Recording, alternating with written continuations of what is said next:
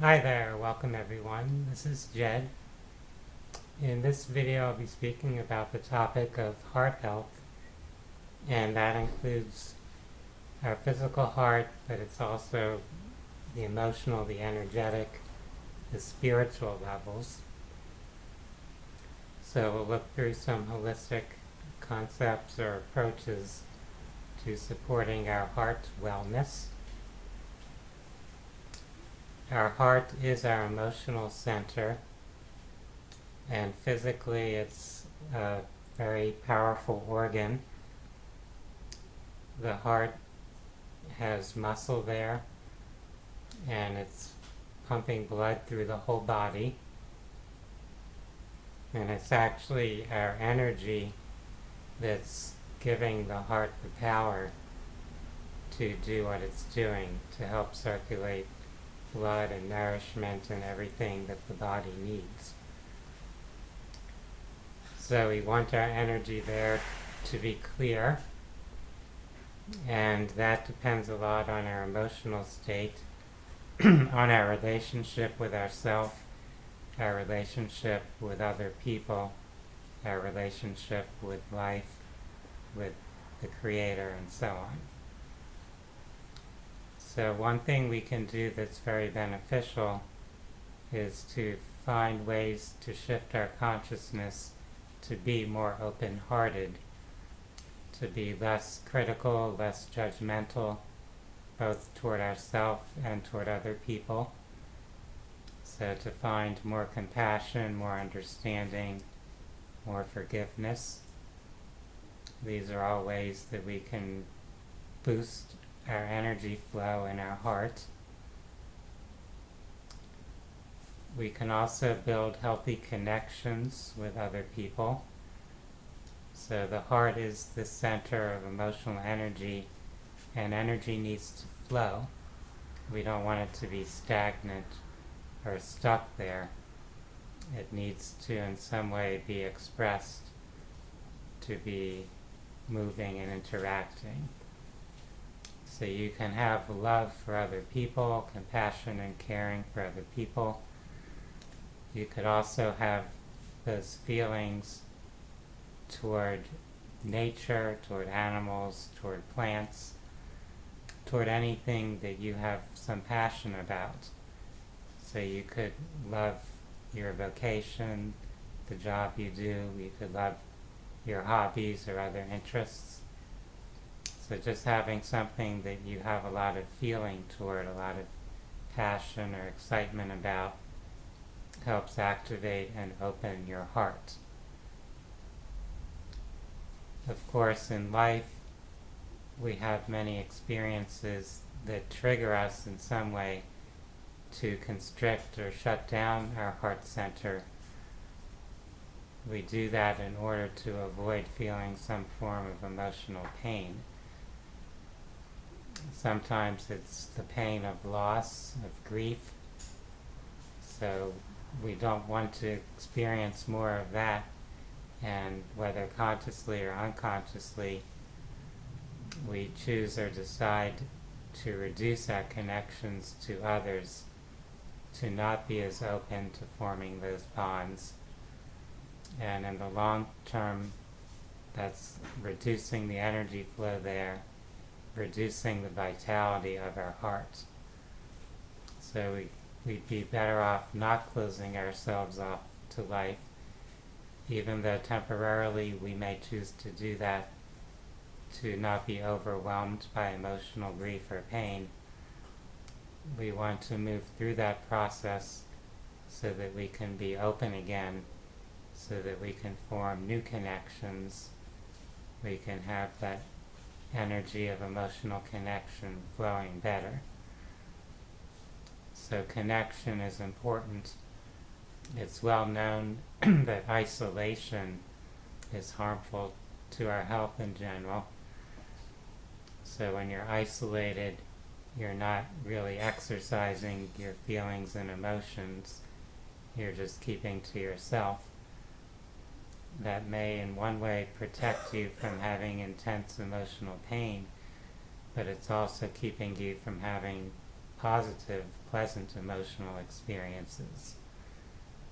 So let's make a commitment to having our hearts open to connecting with others, even if we've had past experiences of heartbreak, of grief, or emotional pain. There's always a potential for something positive when we go out and make connections. And it's best not to let the history, the unpleasant past experiences, scare you from being open and from putting your heart out there, in a sense, to connect with the world around you. We can do a variety of things to kind of exercise and energize our heart center. So there are various meditations and visualizations. We can use music to nurture our heart. Music helps trigger emotions. It helps foster feelings. We can use art and things that we find beautiful. We can do breath work. We can do chanting. There are particular aromas that kind of stimulate or uplift the heart. So aromatherapy and essential oils are beneficial. We can also work with crystals. There are particular crystals that resonate with the heart, with that chakra or energy center. And then we can also work with herbs and foods. And there are particular foods or herbs that actually help cleanse and rejuvenate our cardiovascular system. Lots of fruits are good for that. So the ones that have the colorful chemicals, so the red-colored fruits, blue and even black fruits like blackberries, those have lots of healing components in them. Pomegranate is especially good for the heart. It can help clear out congestion and blockages. There are antioxidants, things in grapes and other fruits that people often take in supplements, but getting things from their original whole food source is particularly valuable.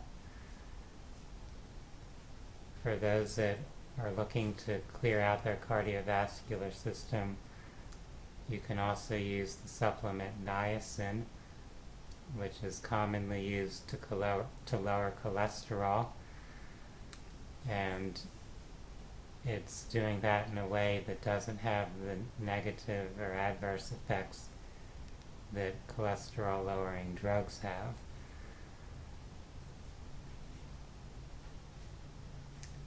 We can also avoid things that would tend to clog up our cardiovascular system. So avoiding refined sugars, processed fats, things that kind of stress the body, and things that create buildups or congestion in our blood vessels. So avoiding exposure to all kinds of environmental toxins, limiting your exposure to any form of smoke and so on. Those are all ways to help protect your heart and cardiovascular system. Of course, you don't want to be stressed out about that. So if you get kind of too hyper-focused on avoiding anything that might be harmful to your health, it can interfere with relaxing and enjoying life. So be aware if you find yourself going to an extreme with something like that, and try to lighten up some, be more lighthearted, breathe more, relax more, enjoy the present moment, appreciate the people you have in your life, who you are connected with, the people you love. All of that's going to benefit your heart. So to close out this particular video segment, I'm going to play a singing bowl, and this bowl is made with quartz and rose quartz. And rose quartz is one of the crystals that is frequently used for heart healing or heart issues. And if you think of the color of rose quartz, it's usually a pink color, and we often associate pink with the heart, with Valentine's Day and love and romance and things of that nature. So as you visualize that color, you can envision your heart being harmonized and opened and nurtured.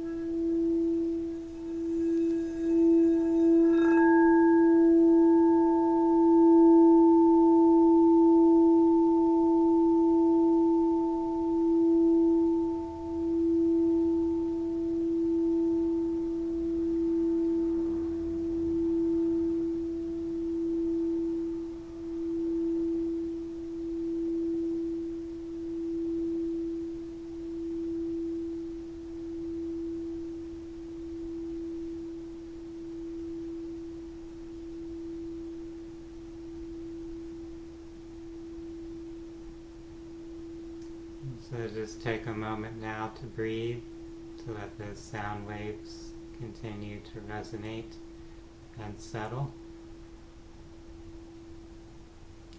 You can feel your heartbeat, letting your heart flow, letting things move freely and easily.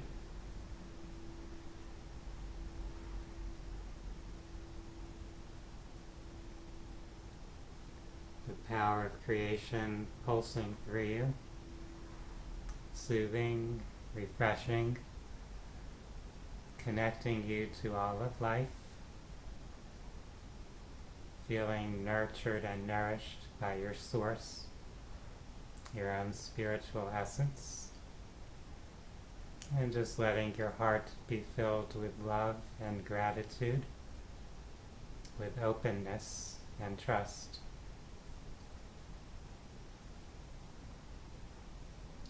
Namaste.